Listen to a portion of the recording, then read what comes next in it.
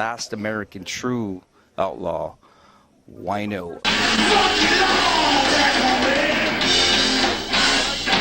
You have kings, you have priests, you have demigods, you have gods, and then you have Wino. He's a riff master, a riff lord.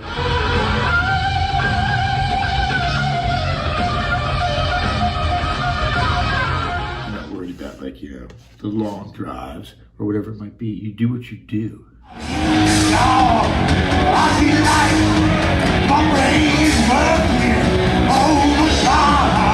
It's the embodiment. Then you get, oh, okay, maybe I will be free another fucking day.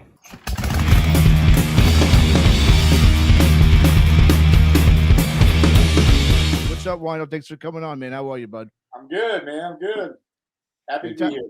All right, man. Awesome. Thanks so much, man.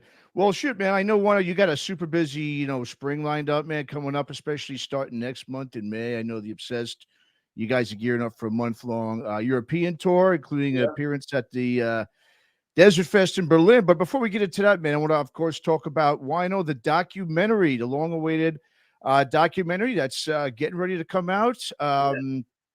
So I guess, it's got to obviously feel good to get this out, Wino. I know you've, been working on this for a little while, man. So why don't you just kind of take us through, the backstory of the film and really how and why, it came to fruition and what was your, purpose for wanting to put this out? All right. Well, my wife, she wasn't my wife then, but my girlfriend, we met at a test show a couple years ago, and she was a filmmaker. We started hanging out, and she said, I'd really, really, really like to do a documentary on your career.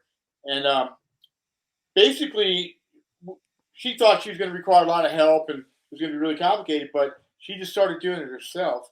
And she did it all herself. Basically, she just kept at it.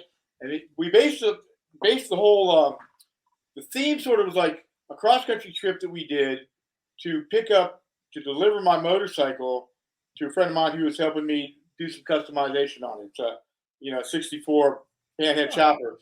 We decided along the way that we would try to talk to all of our friends that lived in different states along the way in the rock community.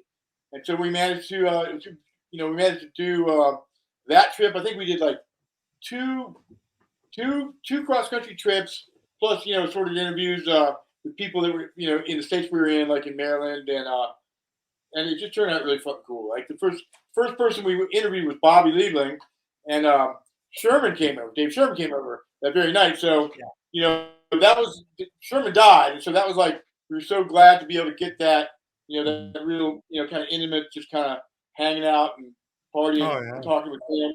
Yeah, Bobby. So that was cool. And then, then we hit North Carolina on the way down. We're headed to Texas, Austin, Texas, right? So we hit North Carolina, talked to Dixie Dave and Chef. And then, then we went down to New Orleans and talked to Bauer and, and his wife, and then aside from that, we also she just grabbed a lot of clips that we found, that she found on YouTube and other live stuff that we had that people sent us and that we really liked. We got permission to use it. And, we got some stuff from the Probot thing that we did with the MTV, and I was signed to Columbia, with the Church Within in the '90s, and we wanted to make sure that we had permission from them for this, some of the stuff we used, which was basically on YouTube for years and years. But it was some of the stuff that was in, the Columbia rockumentary from way back, with Pepper and Phil Anselmo and and we called them up to get permission, and they were like, they didn't even know what we were talking about. They said, you got the wrong label, because there's nobody there.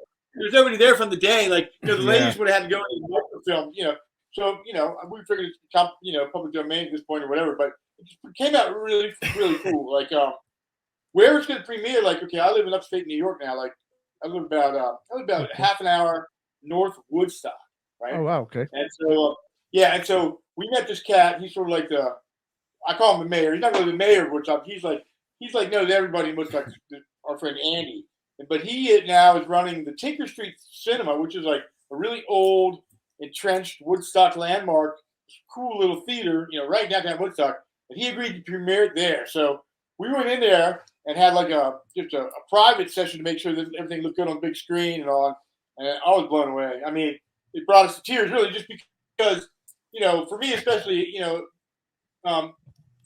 because it's kind of like, oh shucks, a lot of people, praising and all that, but bottom line is I think she did a really good job of capturing, the essence of what I believe in, and my career, and my goals and dreams and all that, and with a lot of candid stuff. There's a little bit of sensational stuff in there. There's a little bit of sex, drugs, and rock and roll. I mean, Nice.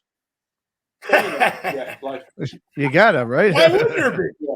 Exactly. Why wouldn't there be? Yeah. And so today we just got the actual physical copies of the DVD. Like basically the way we're doing it is we're premiering on 420, but people have already pre-ordered, and you can pre-order at my art site, which is basically our site. Our company's called New Terms. It's short for New Terms to the People, and you can order it there at wino-art.com. And so that's what's going on. Yeah, it's pretty Very cool. cool. Very cool, man. Hell yeah. Well, you just talked about Dave, Sherman. I remember I remember reading an interview you did where you mentioned, how he was such a driving force, I know, in encouraging you to continue on with your musical career when you had pretty much abandoned it, right, with the Obsessed back in the 90s. So when you think about when you're, where you are today, I mean, here you are, this underground musical legend. I mean, when you look back at the time that, when you put your music career on hold, I mean, how influential, I guess, really was Dave in helping you revive your career at the time, because especially in the 90s there, I know when metal was kind of not really doing too well at that point, right? Like sort of like when the Obsessed, like, when our deal fell apart with Columbia, it was pretty disheartening. It was pretty disheartening for us, it was in the 90s, and, we had, we worked really hard, and then, one day, our A&R guy, he says, well, I want to talk to you guys. I want to take you out to lunch. Where do you want to go to lunch? We said, all right, we want to go to Barney's Beanery, So we're sitting in Barney's. We all lived in California at the time. So sitting in Barney's Beanery, and he goes, well, I got the good news and I got the bad news, And so we said, well, give us good news. Oh, no. The good news is that Columbia just exercised their option for your second record. And we were like, wow, cool. That meant starting up costs and the whole nine because, we just done the Church Within. Mm-hmm. And this is in the days when the label still had money, right? So we got a lot of dough to do the Church Within, and I really felt like it was a license to fly. A lot of people were warning me, like, "Oh, this could be the kiss of death," And but at the time, I mean, they were paying, but but anyway, so they fell asleep on that record pretty quick, So here comes, here comes the bad news. He said, "Well, bad news is that Donnie Ienner, or I guess it was the president at the time, wants you guys to re-demo to be a little bit more pop," and we just went. Oh, damn. And that was it. So, but basically, what happened was that Columbia had filed the band debt to my personal, Social Security number wrong. That was wrong. So basically, I got back to Maryland and started working a regular job, and I was waiting on my tax return, and instead of the brown envelope, I got the white one saying I owed like $30,000. So I got out of that, but they caught up with me a little bit later. But so all that aside, so I was pretty disheartened. So here I am in Maryland, just landed in Maryland. I was actually living with my parents again, and that wasn't very good. I was still drinking a lot, and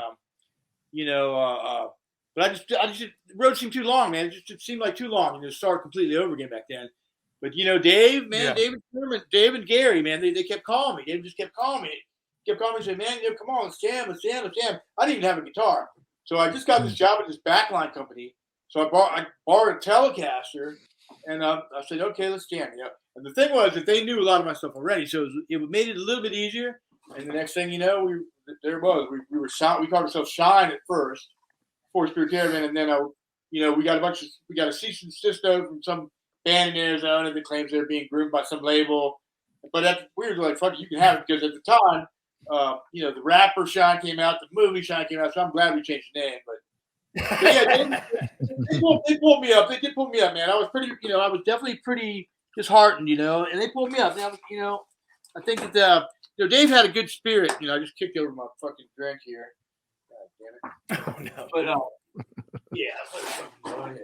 But Dave had a really good spirit, man. It was really the same, all that, Such a nice guy. I got to meet him. And smoke some herb with him at a Earth Ride and the Skull show that I had. The original Earth Ride, the original band, I think they were phenomenal, man. They really, the original Earth Ride really made some waves. When they had Cobb playing guitar, you know, a couple lineup changes. It just didn't seem like it has much impact. And, you know, pretty soon, you know, they fell apart. But the first lineup, the Earth Ride was fantastic, man. They warmed up. They supported Shrine Builder in Baltimore one time. I remember, you know, they give you a run for your money, you know, for sure. Mhm. Yeah. So it's really sad. I mean, I don't really know all the details. I know that you know, that he became really depressed. He was despondent over lost love and all, and you know, it didn't work out with the success. You know, it didn't work out with the success because Sherman was a really interesting cat. Like he had the biggest heart in the world, but you know, sometimes it was hard to get him to. It was just hard to get him to focus on the stuff, and he wasn't. You know, he didn't seem like he really wanted to learn to work on anything. It just we kind of fallen apart and stuff. So we parted ways. You know. I don't know. He might have been hard. But you did stuff with him in Spirit Caravan as well. Well, that was that was first, and that was a good time, and that was a good time, really prolific time, and I know that's when I got my head together, got straight, got married, had a couple kids, and you know that was like the Spirit Caravan. Those days they were really great days. Then came the Hidden Hand, of course, which also was great. Bruce is dead too. Fuck, it's like Jesus, pretty crazy, man. Really. Yeah. John Blank died. It is. Yeah, John Blank played bass in the Weiner Band. Okay, he died. He OD'd and died.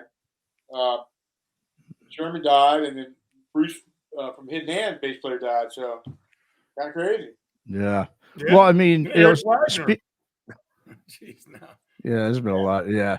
Well, why don't, man? You know, speaking of Spirit Caravan, you know, I know lyrically, I mean, that band was obviously always different than the Obsessed. I know lyrically wise, I know it was more focused on spirituality and even some global politics. Yeah. And I know over the last couple of years, man, I know unfortunately, you know, you've been getting raked over the coals like a lot of people these days who just, you know, go against the grain of conventional, you know, wisdom when it comes to what we're seeing in the political landscape.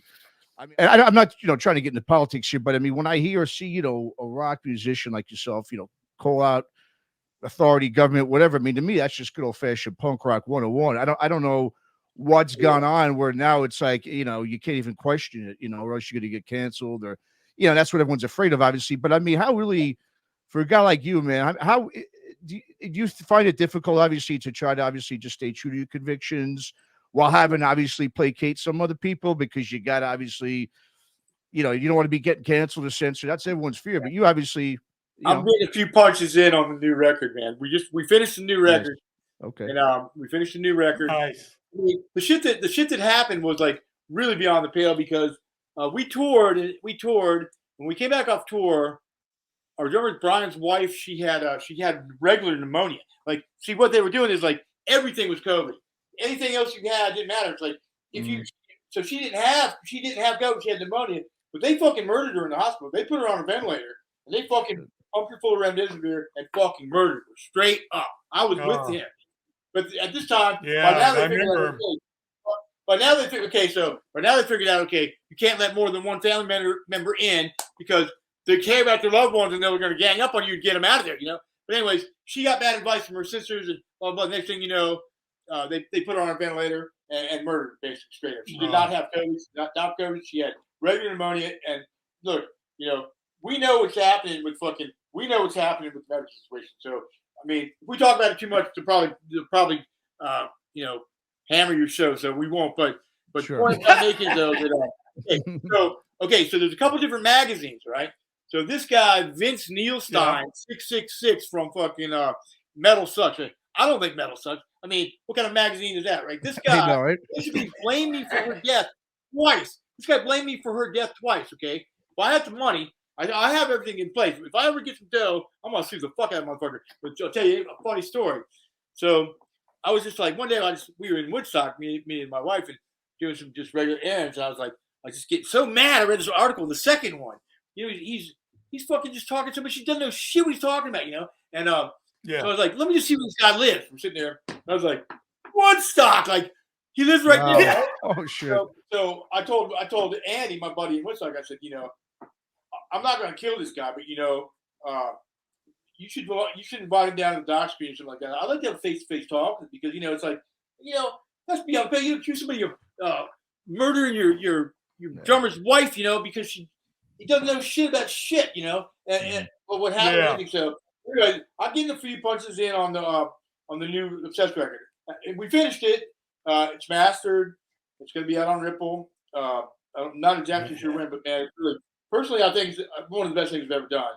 I mean, as a second guitar player, I think was one of the better decisions I've made, over the years, and get a couple punches in there, because it's like, if you're afraid to touch the hot button issues, man, if you're afraid, it's almost criminal to remain silent, really. Yeah. Well, you haven't really been affected that much by it. I don't think you have. I mean, maybe you have, but I mean, you've been able to kind of, skate over it. I mean, people obviously continue to kind of come at you, but for the most part, you're not getting, canceled, or you're being, and I think it's just, once again, like you said, people shouldn't be afraid, go out and speak your mind. It's like, you have to understand that, like, nothing is really what it seems. It's like, I've been reading this lady. She's a fiduciary in Alaska. Basically, she's like a political scholar. And if you know the true history of the political system and stuff in this country, you blow your mind. It's all like corporations that came from the Dutch East Indies and the Pope. It's like, basically, after Lincoln was in office, everything that's been done is completely unconstitutional. Like, everything. I mean, the president doesn't have fucking the right to issue executive orders. That's a complete lie. But you know what it is? It's like, these things have been entrenched for so long. It's sort of like, if you don't ask for the raise, you're not going to get it. If you don't know the law, you're not going to get it.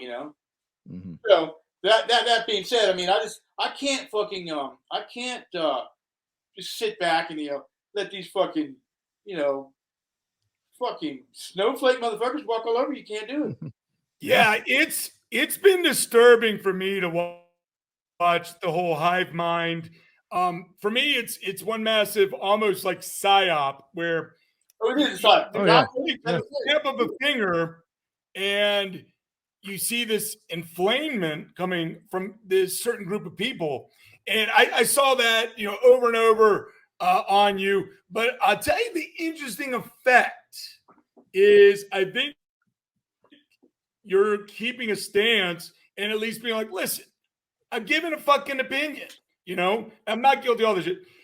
Galvanizes people even more behind you. Yeah. That are behind you are the true ones. But I tell you what, it's really strange, because when Wagner died, of course, that was really fun. But when Wagner died on that tour, me and my wife came back from that tour. We actually got sick. We got whatever. I mean, it's not a virus. It's definitely not a virus. It's the reason we cured our shit with ivermectin, because it's some kind of nano parasite that's man-made. But bottom line is, we got really fucking sick, and we couldn't make it to Vegas, and that started the whole thing. But the point I'm trying to make is, when anytime we would post anything about that on our site, like, actually when we posted, we were asked to post Brian's wife Susie's obituary, and so Shirley did, and I heard her like just go, because within 1 second of fucking posting that shit, there was already fucking like haters. I don't think they're real. I think they're like malbots that work on trigger words or whatever. I mean, but just the fact that they exist is like pretty fucked up, man. Yeah, it's like, it was. I mean, I read it and I kept along with it, because I'm like, these fucking people. Yeah. And I'm kind of keeping an eye, quite frankly, on the kind of people that are doing that, because that's more disturbing than anything else. Well, a lot of people in the rock and roll community, show their true colors. The kid who wore the G.G. Allen shirt in fucking school, like, punk rock motherfuckers, the guy like with tail between his legs, put the barrier up against the crowd, or we're all gonna get fucking sick. I mean, come on, man. It's like they're bombing us from the sky with that shit. All you gotta do is look at the sky. What is that shit? Commercial aircraft don't cross in midair. You know what I mean? I know.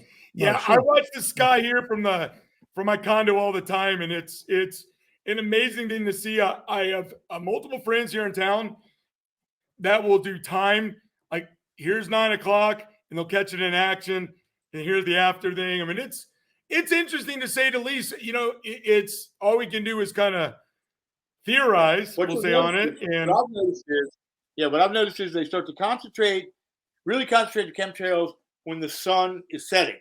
And the reason is I believe that pretty soon we're going to, because the second sun, or, Planet X, whatever we'll try to debunk too, that's coming. And like, you can go on the net, you can find people in different hemisphere latitudes, whatever, that can already see it. You know what I mean? It's like, so who knows? I mean, my hope is that, it's going to be quick. Yeah. How many tracks you got on the new album? Let me think. I think it's 8. Cool. It runs about 36, 37 minutes. Okay. But man, it's really, I'm really happy with this record. It's called Gilded Sorrow, and I think it's got a little bit of something in there for everybody. It's got sort of like traditional obsessed. I mean, it's not really, all the songs don't sound the same. We've got we've got a rock and roll song. We've got a hard rock song. We've got a couple bombastic fucking the heavy down tune songs too. And one of the songs is called "Stoned Back to the Bomb Age." Okay, and that came from like when George W. was president. His Secretary of Defense was Donald Rumsfeld. Right. Well, his deputy Richard Armitage. I used to listen to PBS, and I'd listen to the War Bridge when I had kids, because I had the kids all the time. I was just completely bored. I had to find something to do, so I'd always listen to the radio. So I was listening to a Defense Department briefing, and Armitage said, "If Pakistan gets involved in this conflict, we're going to bomb them back to the Stone Age." So I was like, "Wow!" So the students stoned back to the bomb age, right? And it's just kind of a little bit of a comment, but a little bit of a comment on modern stuff. And then the song that I'm sending out to Vince Neilstein and all those fuckers is a song called "It's Not Okay." And I'm not really pulling any punches on this one, I mean, but at the same time, I'm not trying to shoot myself in the foot either, Mm-hmm. Yeah. You're walking the tightrope. You're walking the tightrope. But what's new? The music has got to talk. The reason I even have an audience at all for people who hate on me is from the music, So like, I appreciate the fact that I've been able to have a long and fruitful career. I really do. And the COVID thing, man. It put all the haters. It put I found myself not reading. I asked my buddy. I say, "What's the worst thing that they said?" He said that. I said, "Okay, they went there right away." Yeah, okay, whatever. If I don't read it, I'm not gonna read everything. You get sucked into it. Yeah, it's not worth it. But the negative stuff isn't worth it. There's quite a few people have my back. Quite a few people have my back, and I know quite a few people like the singer for Anti-Scene. He said, "Man, I lost some friends. Having your back." Man, it's just a goddamn shame. But when you think about where we're at today with the world we're at today, it is it's like a fucking dream. I mean, at 62, I've never seen anything like it. I mean, when I was fucking growing up, some of the shit that what's going on right now, they'd be hanging motherfuckers for treason, Yeah. And it's really strange. It's like we're going backwards for sure, but what it is like we are definitely being steamrolled by people that don't want citizens to have sovereignty. They want a one world government. Yeah. They want a global trip. And that's the way it is. I mean, we know that's the way it is. Obviously, it's the way it is because they're fucking, all this internal sabotage in the USA is like blows my mind. Like all the food pressing plants, we got to train you around with chemicals here, there, 20 in 1 week. If that was real terrorism back in the day, there'd be fucking, feds everywhere in catching them, and they would find them, But you notice how you don't hear, nobody's chasing, they blow up the substation, right? But nobody's, it just goes away. They blow, the food processing plants are all getting burned out. It just goes away. It's all internal. I mean, what's happening is 150,000 cattle got killed just yesterday in Texas. And when you hear I about, didn't know you could have 150,000 cattle in one place. I saw that picture, man. I saw that TV though. They said, "Oh, they're more dead from the heat." All those cattle just laying there dead. But you know what it is? The really scary thing recently is when you hear about Gates getting involved with the water companies. I mean, come on, man. It's like, I heard he bought Heineken. I don't drink Heineken anymore. Shit. Oh man. Now you grew up, Scott. You grew up in Maryland, right? Yeah. I moved around. My dad was in IBM, so like we jumped around quite a bit. Canada for a year. I lived in Texas, Arizona, and then ended up in Maryland when I was 8. That's pretty much where I stayed until until I left to join St. Vitus in 80. Oh yeah. Hmm. And I grew up on the other side of DC in Virginia. Same time Okay. period. I'm a little younger. Yeah. Fairfax County, Tyson Corner, that whole thing. Right. And It's hard to believe it. interesting It's hard to believe how that place is now, you know. That used to be bumfuck. Yeah. Yeah. Yeah. That's Now, cool. I mean, you, back in the day, you know, I grew up identical time, same county as Dave Grohl. And you have your own experiences with Dave Grohl as well. Talk to us about your relationship with him. Yeah, over time. He was a skinhead, man. Back in the day, when he was just a skinhead kid, they had this killer band called Mission Impossible, and they were like, you know, they were a hardcore band, or a punk band. Where I guess they weren't really punk. I guess you'd call it more hardcore, but their claim to fame was that at the end of their set, they would play the Mission Impossible theme like at breakneck fucking speed. And they played with the Obsessed. We got added on. We'd get added on these punk rock shows because this cat came into town. It was knew a lot about metal, and he used to be like a rock metal guy. And then he became a punker, and then he worked at this record store. So he started promoting shows, and he would put us on with he put us on with a bunch of punk bands. Like we'd always play with the DC punk bands, like Black Market Baby. His band was called Lethal Intent, and so he would put us. He'd call me, hey, you want to play with the Obsessed? I mean, we want to play with Waddy's band, that punk band with Waddy, the singer, from England. This English band, it just escapes my mind for a minute, but they're hardcore, they're really hardcore. You know, but anyway, so you played with them. You know, the Exploited. Okay. Yeah, he didn't want to play with the Exploited, and Dave Grohl's band would be on the bill too. You know, that was kind of cool. I mean, those days were really amazing, actually.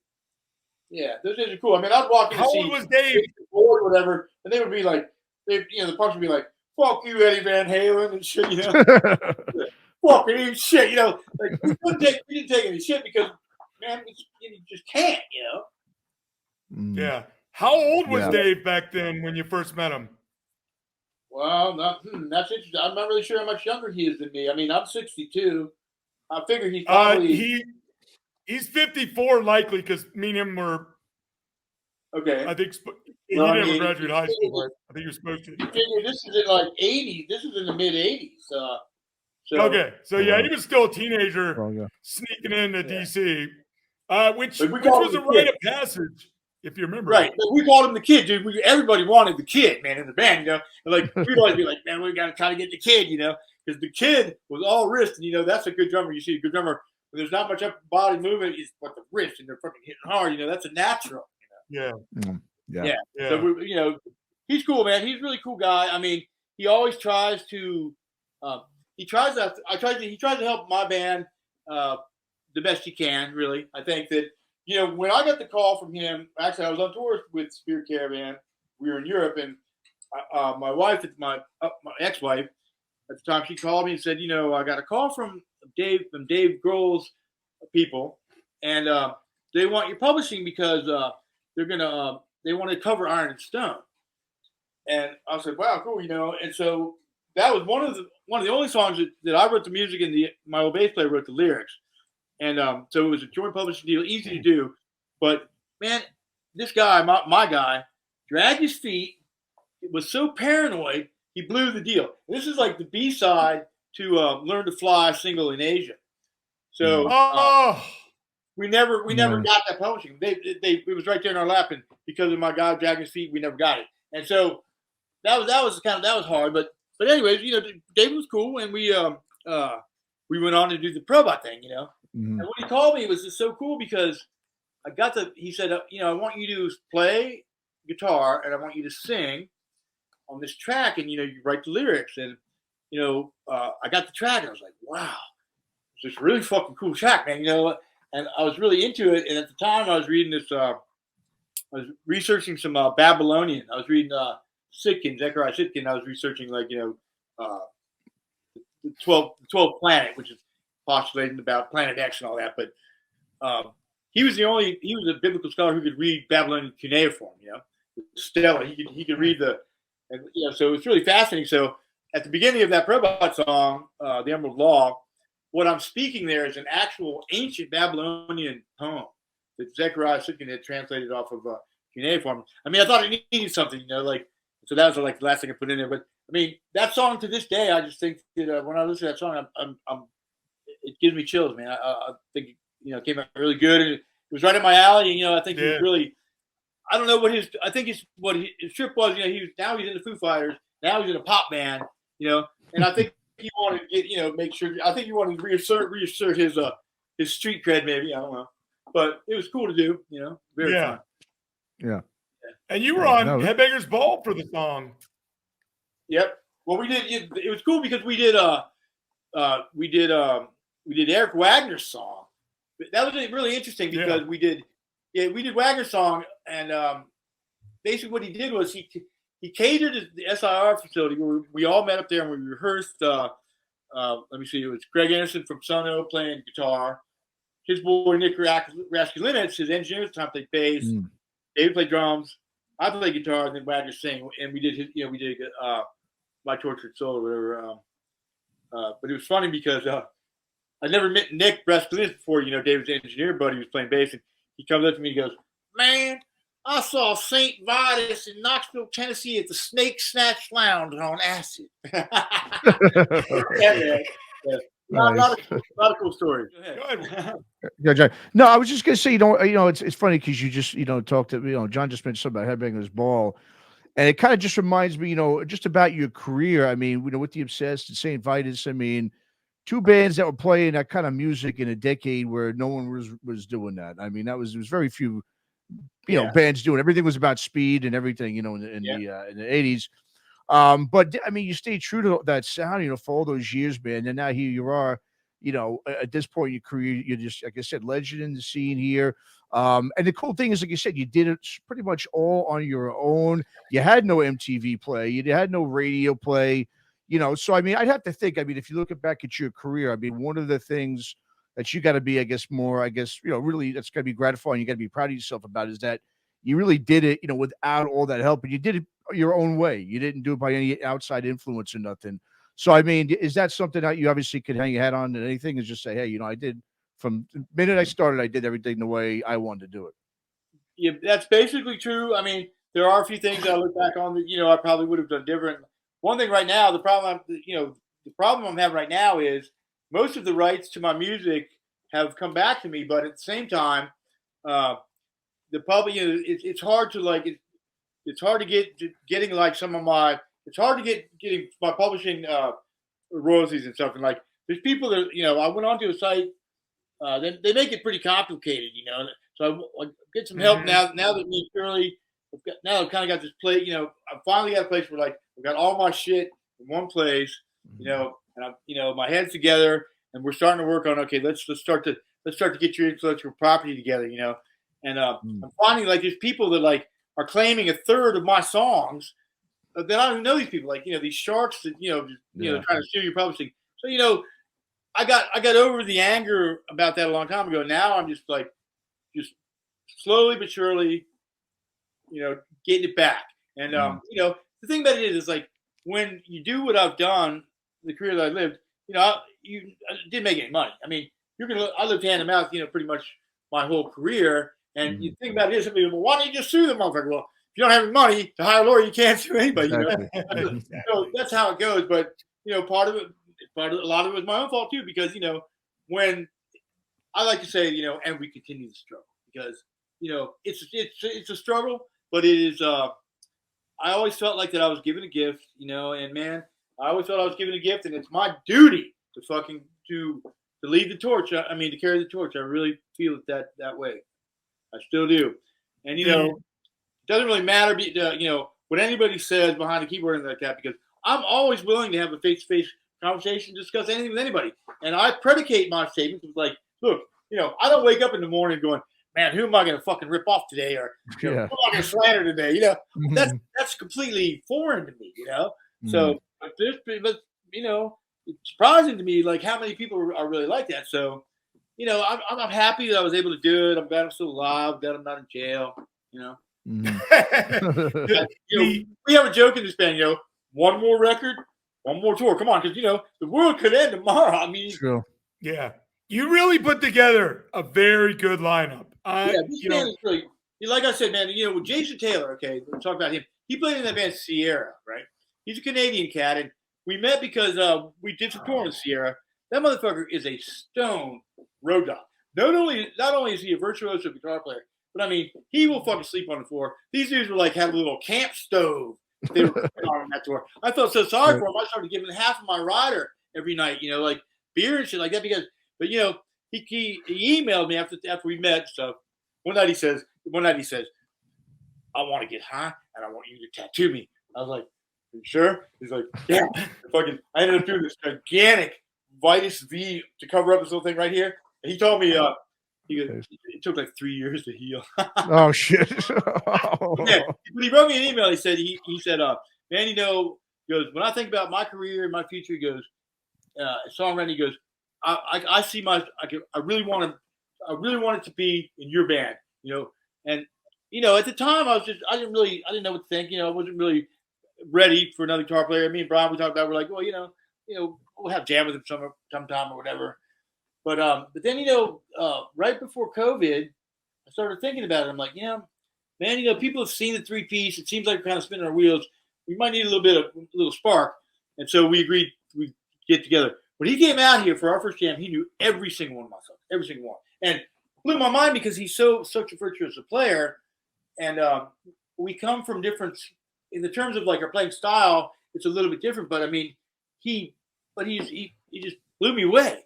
And so like the next thing you know, we're playing some really complicated stuff and we're writing together. And he made some really nice contributions to the record as far as like helping me finish songs. We actually co-wrote a couple songs and helping me with lyrics here and there. And in the studio, it's nice to have somebody going, giving me some vocal, sitting out there listening to me track. He would always be helping me point out like, maybe you should try this or that. It's like we really have a good working relationship like that where, at this point in time, if you're going to do a 2-guitar thing, I realize you have to be, you can't have your ego in the way. Mm-hmm. You got to be in tune, man. You know what I mean? Mm-hmm. It's like I wasn't old enough, or not mature enough, in some cases, in the old days to do it because, most people, a lot of guitar players I know, they're lead hotshots, but they don't play. They say, "Oh, I don't play rhythm." Well, that's foreign to me. I mean, rhythm where it's all about. It really is the power of the song. And so, that was addition to the band was, I think, was one of the better decisions I've made in my life. But and then Chris, Chris came along. Oh, Chris is a great guy too. Yeah. Yeah, he hit the website, our new Timbers My Art website, the Heavy Kingdom email, like a long time before.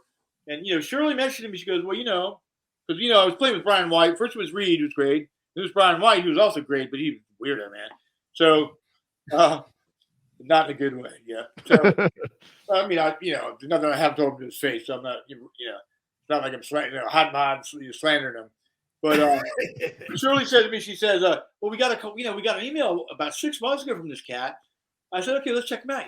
So we started looking at his Facebook page. I was like, wow, he could be my twin brother, And it was cool. And like, it was rare. It was so rare because both of those dudes had, they'd had been through, relationships, no kids, either one of them, and no ties. And they both were willing to spend their own money and had the time to actually come out, rehearse, and they had the time to tour. It's like, how weird is that to be at our age, really, and find a couple cats and are just like, let's go,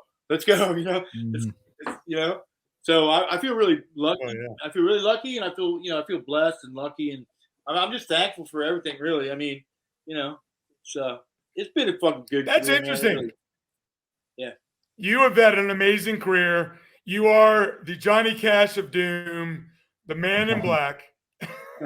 As we spent a weekend together, Wino. That was when we first really got to know each other.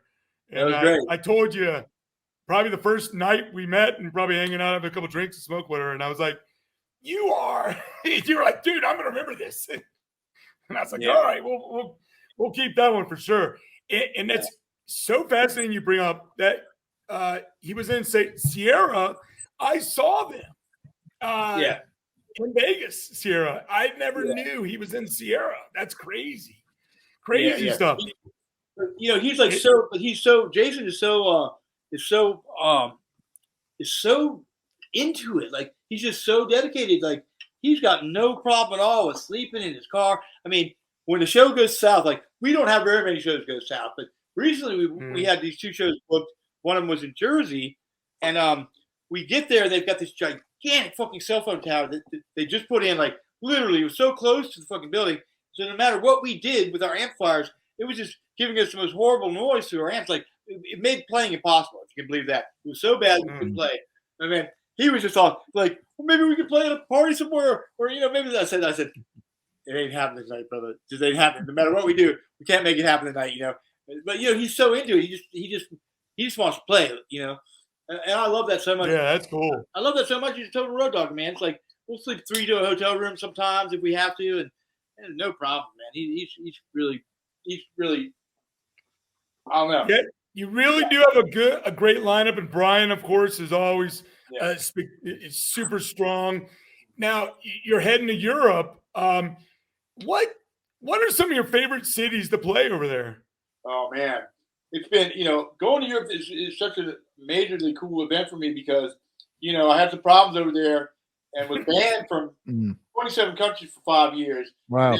But they made it worse. They filed late intentionally, so they made it so that it was 6. And I went through all this value there. And, but now it's cool. We're free and clear, and it's been some years now. So now I'm totally looking forward to it because the Europeans they got it early. I mean, the first time St. Vitus played there, we would play LA with maybe 75 people. When our first show in the wall was still up, and we did our first show in Europe, we played 500 people. And part of that show was actually in the dock. It's cool as fuck. I played guitar in Vitus at the time for a couple songs, so pretty interesting. But my favorite cities are Berlin is always fantastic. I love playing in Switzerland, like Zurich or Winterthur. Holland's cool, but Holland's kind of weird. My experience with Holland is like people they're either so stoned. I'm not really sure what it is, but they're into it. But it's kind of mellow. You don't really feel the energy. But man, the Eastern countries like Poland, Czech Republic, fucking off the hook, man. Just off the hook. Really, really rabid fans. Hungary. I mean, we really intense people. Like the Hungarian dudes, man. With Vitus especially, but and to an extent, there's more. A lot of times, there's more males than females. Sure. Yeah. Mm-hmm. And these dudes would be like knocking these chicks out of the way to get something signed or something. It was freaking me out. You're like, whoa. But Mexico is also great too. I mean, we wanted to go back, but Europe, man, it's going to be so good for me. And playing at Hellfest. I mean, Hellfest has turned into the biggest rock festival in the world. Yeah. Mm-hmm. It's unbelievable. I mean, huge. ZZ Top, Kiss. I mean, I'm not sure who's headlining this year, but we're there.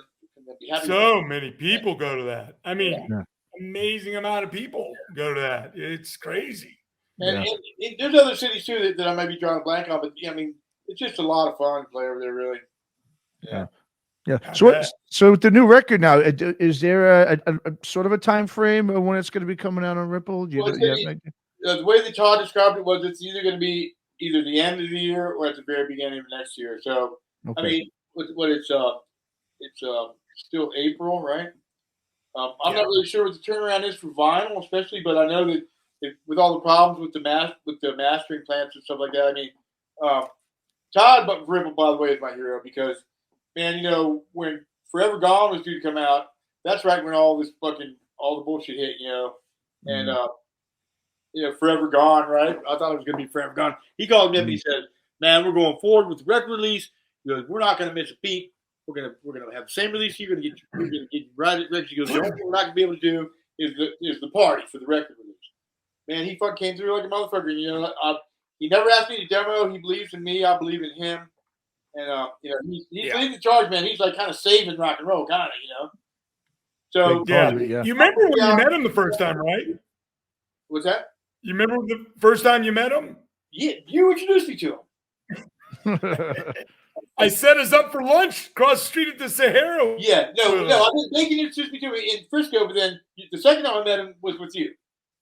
Yeah, and that's when you had a little sit down and really got to know each other. That was cool. It was cool to. That was really cool. It was cool to be part of that. That's when sort of cemented made the groundwork for. I'm not sure what we were talking about then. I think we were talking about maybe an acoustic record then, which became Forever Gone. But Matt Bacon was instrumental in making some shit happen, as well as you. So thanks a lot, John. I know that the Garcia, the thing we did, the thing we did for you, the Garcia tribute thing was interesting.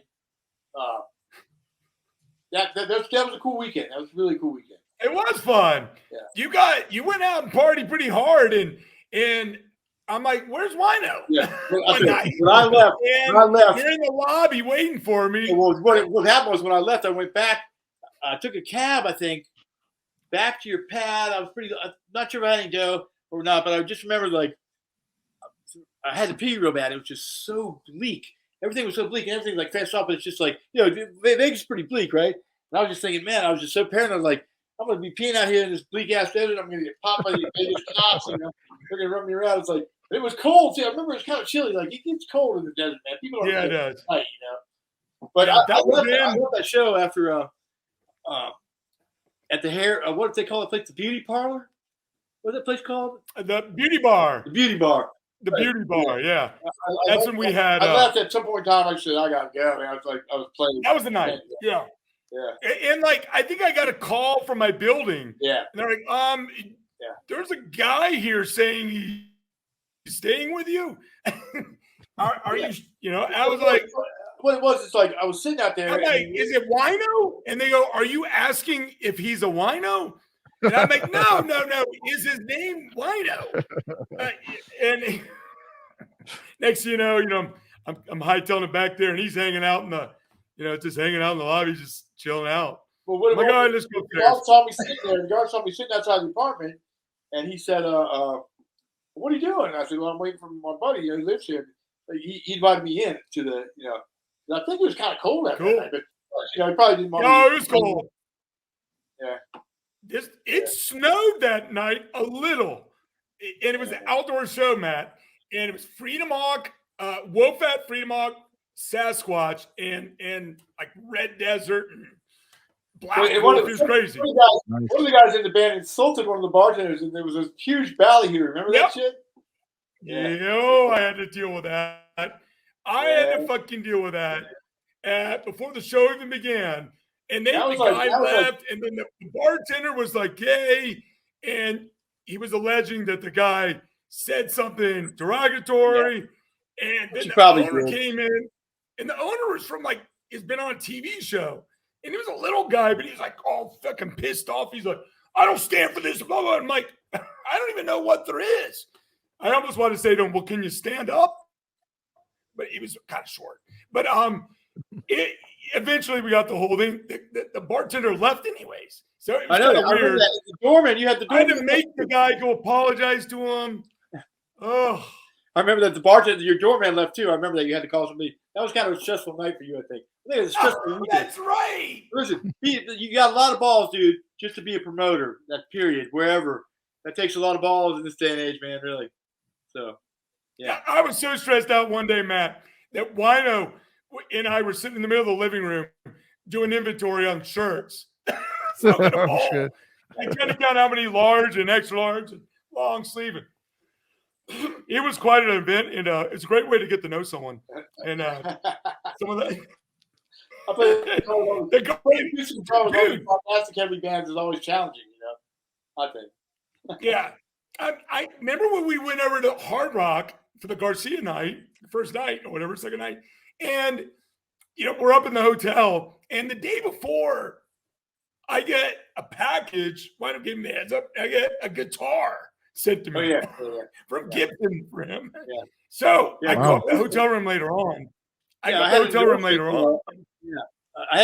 I got the endorsement. Relapse and dude, you were playing guitar. Yeah. I told the dude, I said, I said, I've got some K, I've got some K. And he goes, I'll tell you what, we got some guitars coming back from the Latin Music Awards. What do you want? And I said, well, I want a J200, He goes, well, we don't got one of those. And so I looked at what he had, and he had a J35. And so I said, yeah, but I'm playing in Vegas in 3 days. He goes, I'll just mail it there, give me the address. And so that's cool. Nice. Oh yeah. The whole thing was surreal. And I remember going upstairs. I was so stressed because the Hard Rock did not give me the amount of rooms I was supposed to have for all my bands. So next thing you know, they're like, you got to pay, full rate for this one. I'm like, what the fuck? So I remember I was all stressed out, and I go upstairs, and literally he's up there singing and playing. And I'm like, I just stop, and I'm like, I sit down, get a bowl or get a one hitter put together. And I think you were singing the bottom of the bottle or something. You're playing that. You're like, hey, I want you to hear this. And I'm like, okay. You know what I mean? It was like something out of a wild TV show / dream / easy. Like it was easy. Me and him had to get along. It was easy. Before I probably put strings on it, I was probably trying to rehearse my set. You know what I mean? Yeah. But that was cool. I like Vegas actually. It was good job, man. Big city. Yeah. You're coming on. Well, just one last thing. Yeah, just go ahead and tell everybody too where they can. I guess go ahead. I know the movie's coming out. The documentary's coming out May 13th, right? So yeah. go ahead and give all the plugs. Yeah. It's the 20th. Like April 20th is the premiere. It's in Woodstock at the Tinker Theater. 420. And then the digital release where you can order the doc is on May 13th. Okay, now you can actually pre-order a hard copy of the DVD right now, and where you get those is at it's at wino-art.com. If you go to that site, it's got everything going on. That's my art site where I sell art. We talk about that's where you can find out all the gigs we're doing, and that's where we're get the doc. Fantastic. Anything else you got in the works? Anything else, solo stuff or anything you got lining up? Or basically, we have the May tour in Europe, and then when we come back, I got married about 2 weeks ago. Oh, congrats! Yeah, thank you. In a private ceremony, I married Shirley, and we're having the party in Texas at the Lost Well in Austin, and you guys are invited. I mean, of course, I can't expect everybody to come, but you are invited if you want to come. And I'll get your addresses. We'll send you an invite. So if you show up at the Lost Well, when is that? It's on Sunday, July. I think it's Sunday, July 16th. I think 16th. Well, just hit me up when you remember. Yeah, no, that's interesting.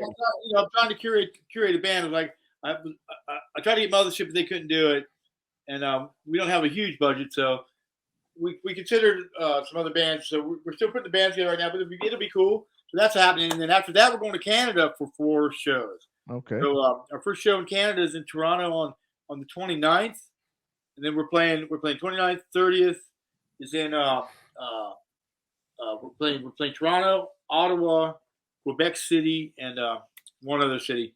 So 4 shows in a row at the end of July. Very start.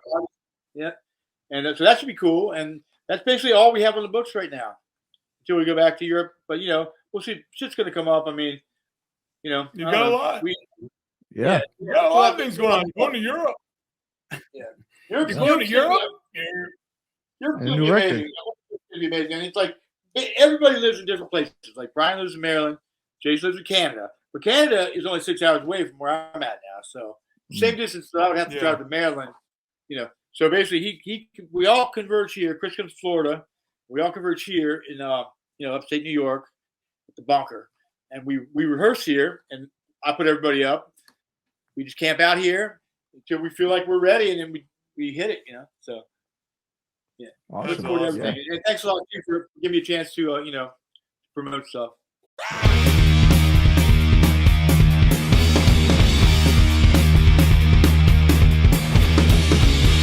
The last American true outlaw, Wino